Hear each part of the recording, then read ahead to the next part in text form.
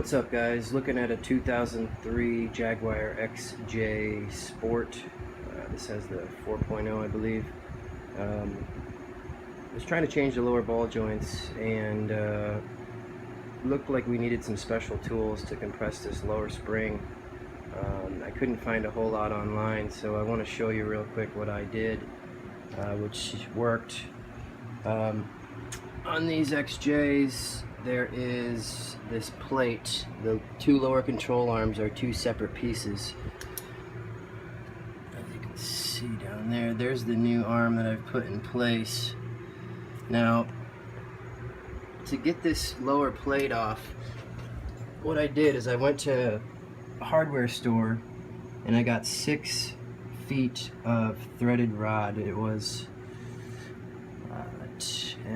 M10 by 1.5. I got 6 feet of rod and about 24 nuts, and I cut the rod down about a foot each, which was actually too much. You only need about 8 inches.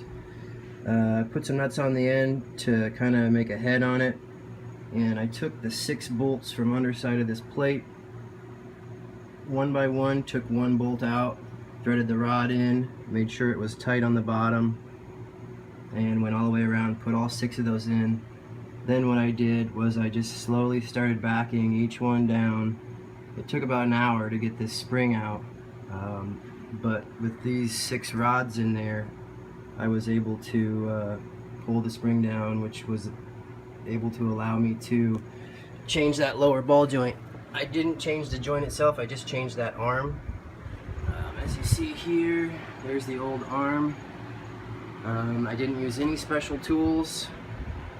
You know, symmetric wrenches, symmetric 1/2-inch drive sockets. There was a T55 star.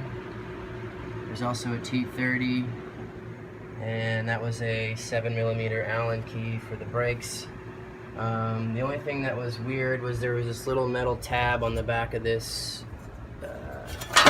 dust shield right there. Once I took the 3 screws out of the front, I just reached up there with a pair of snips and snipped that. That doesn't need to be, it was attached to that lower ball joint.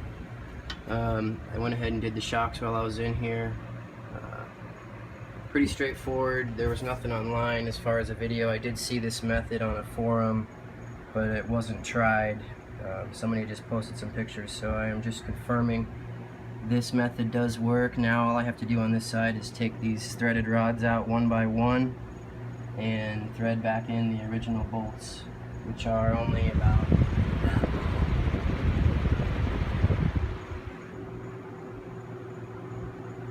Alright, I took all the rods out. I have all 6 of the bolts back in. And just to show you here on these rods, I just went in my toolbox and found a bunch of little metal pieces that would work as kind of like slides. I didn't want anything with a thread on the inside because it might catch the threads on the rods. Then I just took some old washers that looks like old shock bushings or something and put some washers on these so that it would reduce the friction when you're loosening the bolt. I did have one nut kick sideways about halfway down because I put too much weight of the spring on it. Luckily I was able to take this rod out and flip it over and still had enough room. So just go real slow and even, and like I said, no special tools to change that. The spring is loaded back in. The new arm with the new ball joint is in place. I'm going to go ahead and put the rest back together, which is pretty straightforward, and yeah, it worked out. Hope I can help somebody. Thank you.